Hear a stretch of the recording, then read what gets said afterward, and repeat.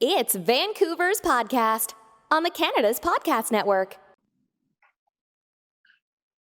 Welcome to Canada's podcast today. I am speaking to Raghwa Gopal, one of the most recognizable names in the British Columbia tech sector.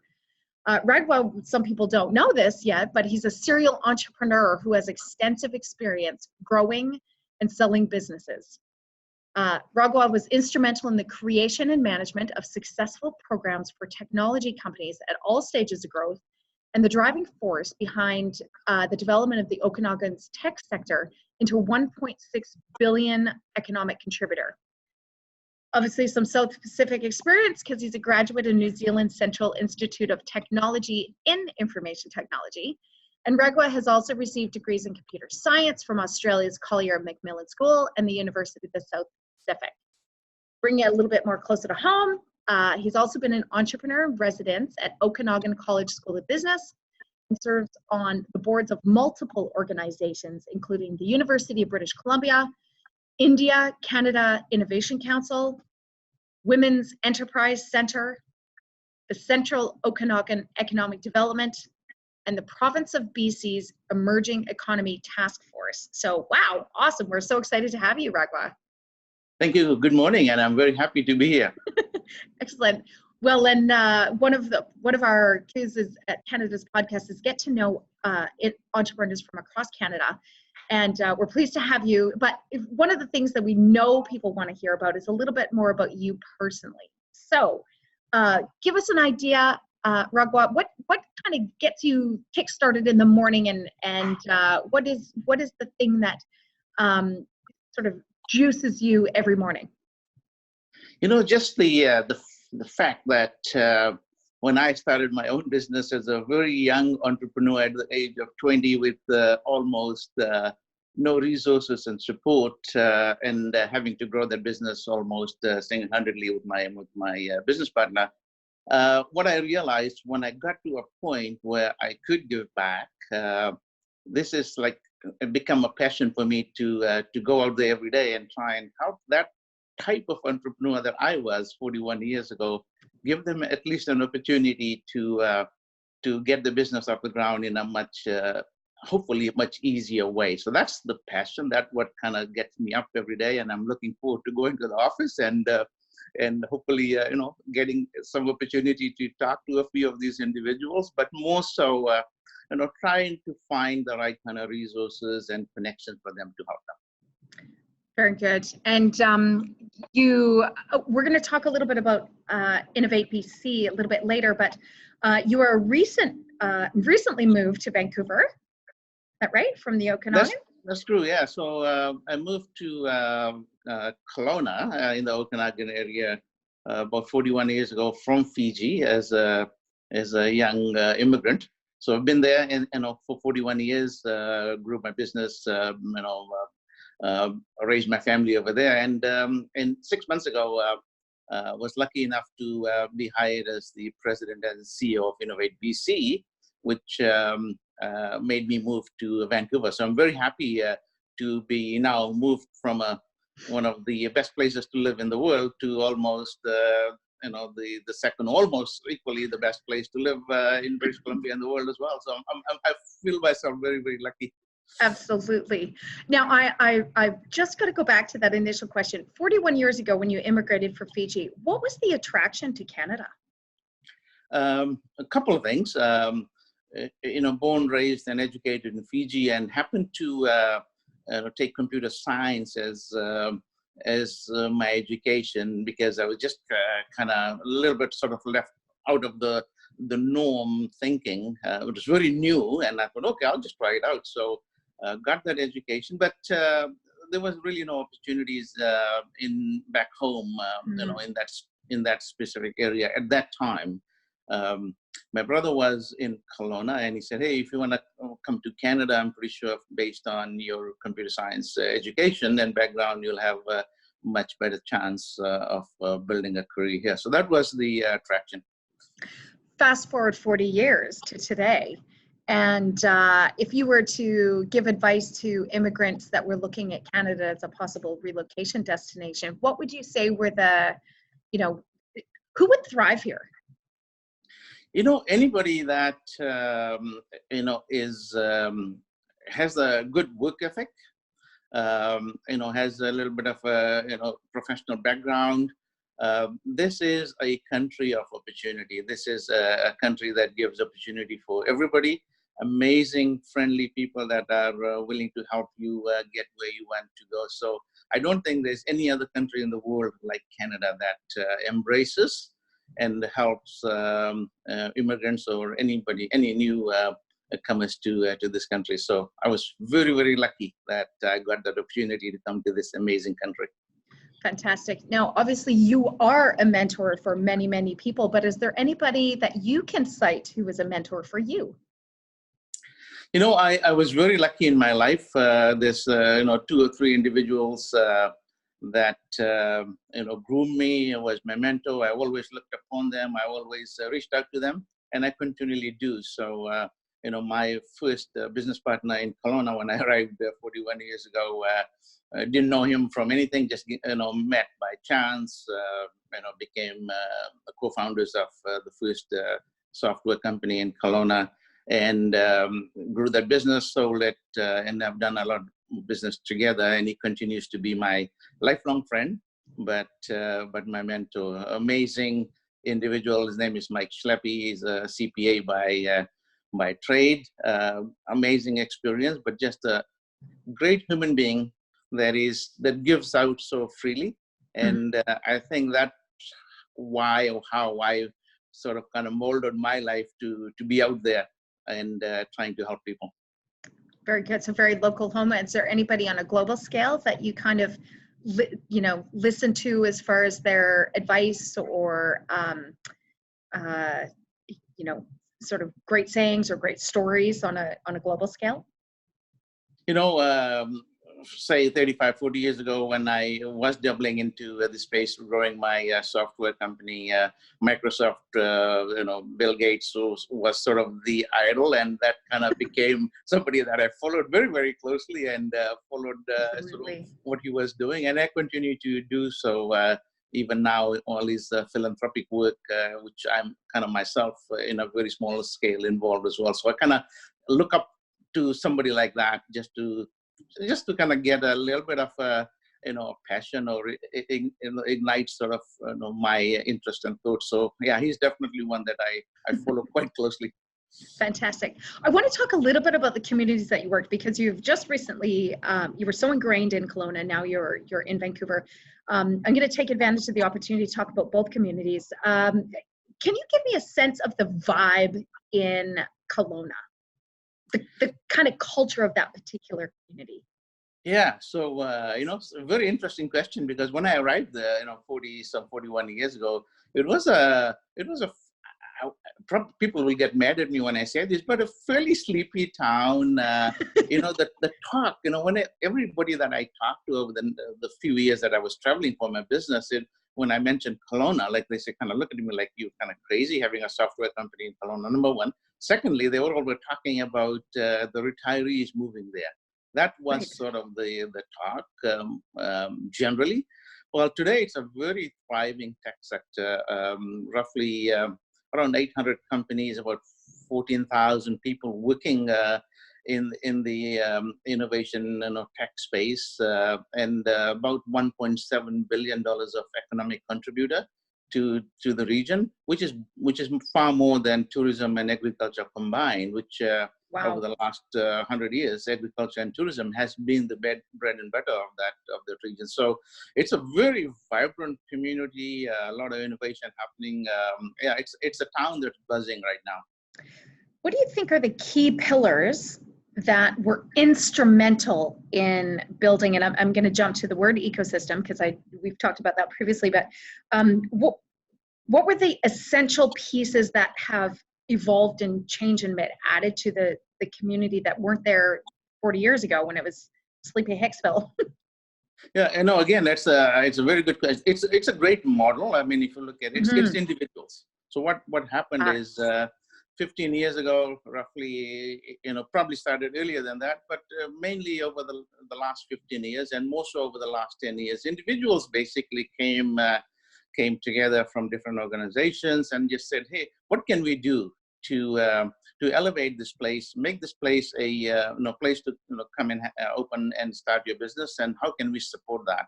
So that collaboration started to happen, and over the last 10 years, we'll see every individual that can contribute to the ecosystem, but more so every organization, whether it's the Tourism Kelowna, with the City of Kelowna, whether the Economic Development Commission, Community Futures, Accelerate Okanagan, which is the accelerator incubator in town, the co-working spaces, Women's Enterprise Center that's based over there. All of these organizations started to kind of look at into a more holistic approach instead of very siloed approach. A lot of cities and towns have that. All the individual organizations have a very siloed approach. They kind of do their own thing. In Kelowna, everybody is kind of come together and say, how can we collectively make this place a better place for people to live and businesses to thrive? So I think that thinking, that process, I don't know how it came about, but there were a number of community leaders that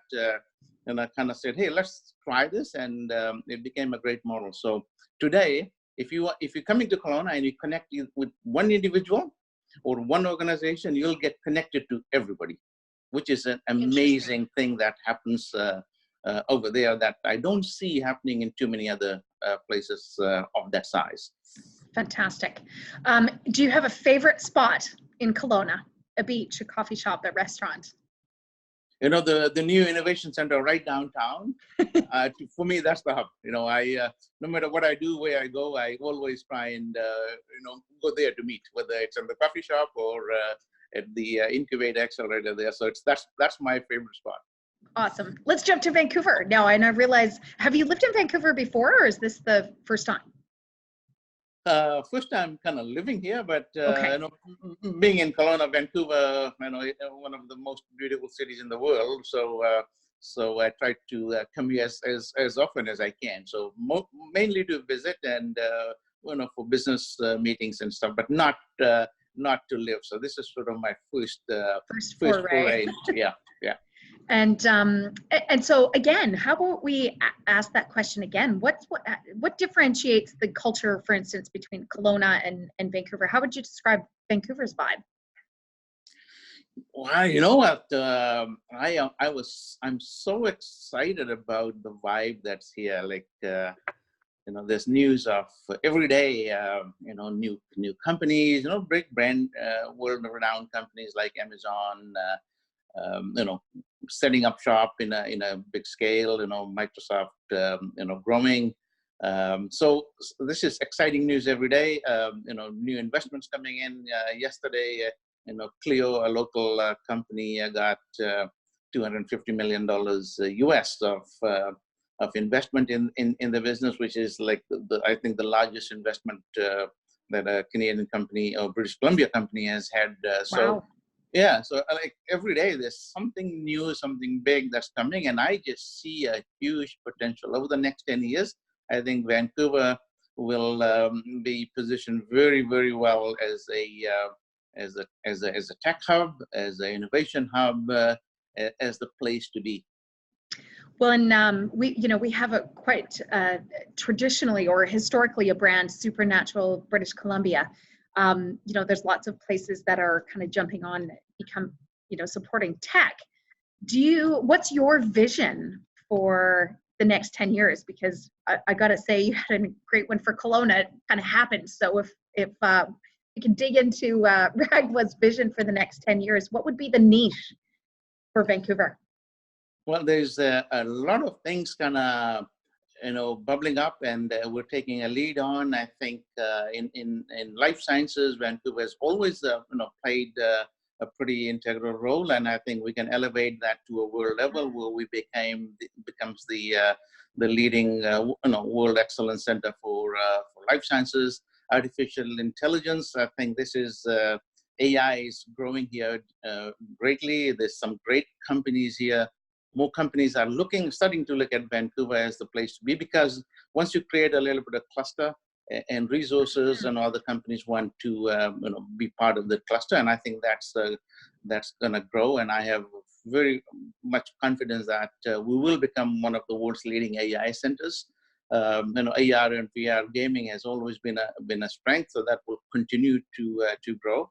But one area that we are really taking a lead very, very fastly is in clean tech and sustainable. Mhm. Out of the world's top 100 clean tech companies, 13 of them are based in Canada, and out of that, 8 are based in British Columbia. So we're definitely world leaders in that already. Fantastic. Yay. And we don't wanna sort of sit on our laurels on that. We want to make sure that we continue to take a larger pie of that a piece of that pie, and continue to grow and become the place to be in terms of clean tech, sustainable companies, resources, right here in British Columbia.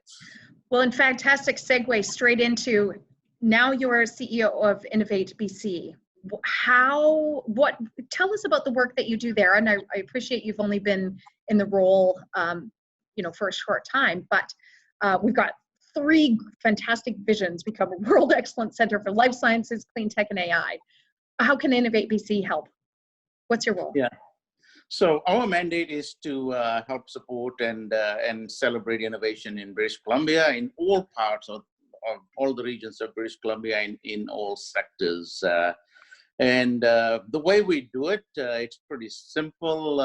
We take BC innovators and we support them by connecting them to funding, resources, and every other type of support that these innovators need.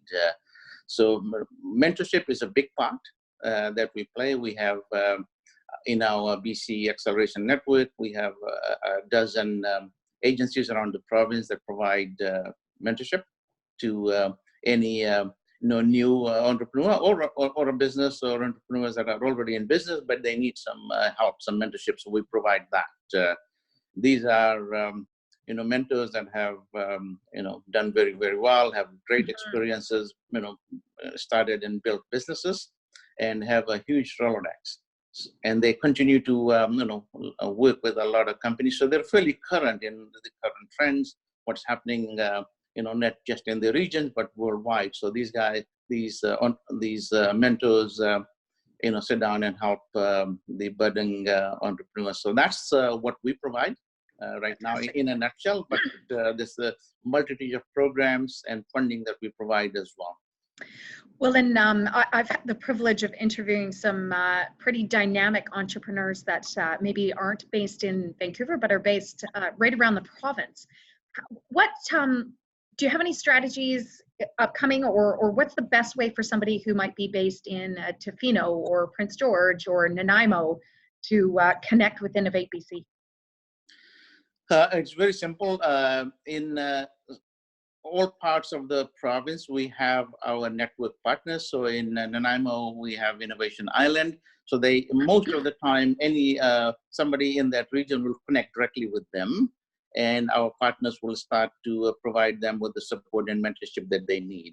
There are some regions, so we have partners in southern British Columbia, in Kootenays, in the central, in Kelowna, Kamloops, Prince George in north, and a lot here in British Columbia and Lower Mainland as well. So most of the time, anybody's wanting or thinking of starting a business will connect with them. Well, maybe something we can do later is just kind of list who your partners are, and we'll provide that as part of our information post today's interview. How's that? Absolutely, yes. Okay, very, very happy to do that. And if they can't find them, it's we'll be very happy to. They can connect directly with Innovate BC, and we'll find a partner for them to be able to help them out. Now, just a little bit of fun, Raghwa. If you weren't CEO of Innovate BC, what other career choice or job, or I'm guessing entrepreneurial suit, that's always been on the back burner that you would love to pursue? Wow, that's a very interesting question. I would be a CEO of a non-profit society that would be helping mentor either students or new and young entrepreneurs. Fantastic. Yeah. A little bit of fun now.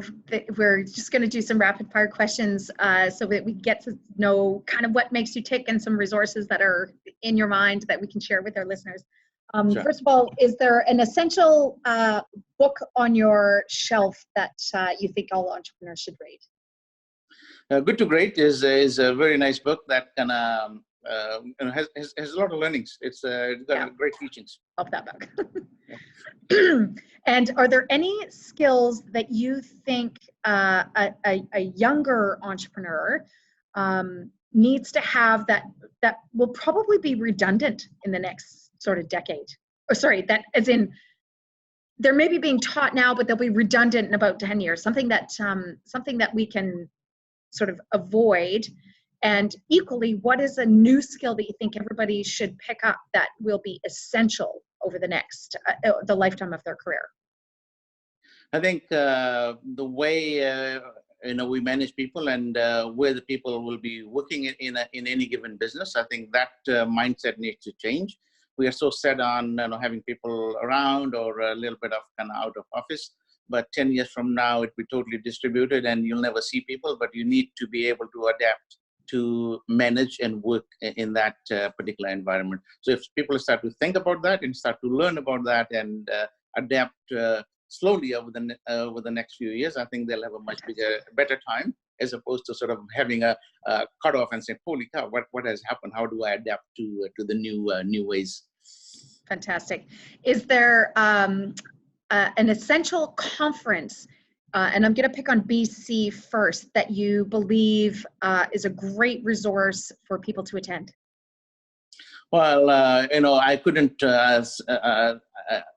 say anything other than BC Tech Summit that we hold.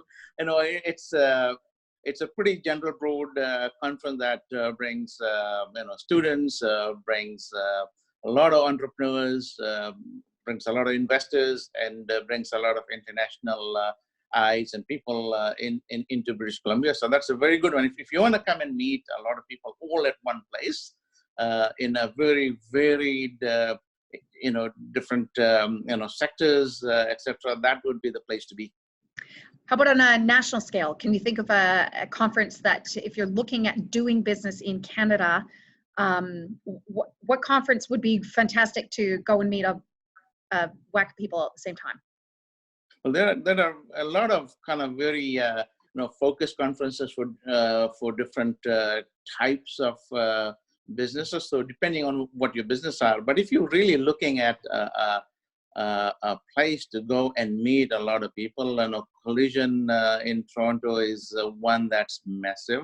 And what I find is you'll be able to over the course of 3 or 4 days, probably meet with everybody that you would want to meet, not just nationally, but internationally as well, because they draw a pretty decent crowd that most of the people that you'd want to do business with or want to meet with, you'll be able to meet all at one place. So that would be a very good one.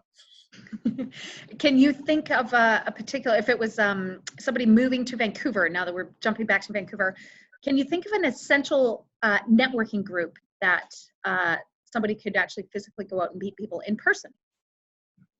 Oh, that's, I'm fairly new here, so I'm still starting to kind of find out who all the groups are, but there are a number of meetup groups, depending on, if they are in sort of technology. There's a tech meetup group. The name escapes me, but I'll definitely be able to provide that. So there's a number of the meetup groups. If they were to Google that, they should be able to, find the right one for the type of things that they're looking for. Fantastic. Do you have an inspirational quote on your desk or on your wall that you can share with with our peers? Well, I over the last, especially the last 20 years, I've had a great opportunity to mentor a lot of students at Okanagan College and University of British Columbia, and a lot of, I say, young, new entrepreneurs in the Okanagan region. So one thing that I keep telling them is that, you can be smart, you can, be doing a lot of other things, but the one thing that you always need to keep in mind as you're growing your business, nothing beats hard work. So just keep that in mind, because that's the key ingredient that you need to keep front and center, because that's what's going to make you successful. A lot of people come in and say, I'm very smart, I've got this great idea, and things will just happen. But it's that hard work, it's the perseverance, just to making sure that you stick with it, no matter what's going wrong or the kind of day that you're having. Just persevere, be coming back, and if you believe in something, just stick to it and do it. And the other one is, always have a mentor, always have that one person that you can always connect with, talk to, and run things by. Fantastic. Raghwa, this is always a fun question for the Canada podcast crew. If you were stuck on a deserted island, now having grown up on the Fijian Islands, you're probably quite after this, but a tiny little remote one that had no technology. Luckily, it had one phone booth where you could make a call at some point. How long would you last on a remote desert island, and what would you do there? That's I think I probably could last a long time. I know the solitude actually would be and I would find that as a positive thing, as opposed to a negative thing. So I think I could last there for a long time. I wouldn't even use that phone booth to make the phone call. I'd just go in the bushes and start to figure out where the fruits are, so I can I can have that over the next few weeks or few months as I contemplate how do I get out of this. I love it. It's more likely that somebody's going to go, where the hell is he? We got to go get him before you ever make the call. Yeah. Fantastic. What is the best way for people to get a hold of you post podcast, Raghwa? Best way is from our website or just you can they can email me. Okay, and what's your email address? Let's just write that down quick. rgopal@innovatebc.ca. Okay, and we'll put that on the blog later. Raghwa, it has been an absolute pleasure having you on Canada's podcast. We're so excited you were able to join us. Is there any last sentiment you'd love to leave that we haven't covered yet today? First of all, thank you for having me. And the only thing that I would want to maybe conclude with is, we are living in the best part of the world, and the opportunities here is endless. And we will make Vancouver and British Columbia a world leader in tech and innovation over the next 10 years. That's the promise. Thank you so much. Thank you so much.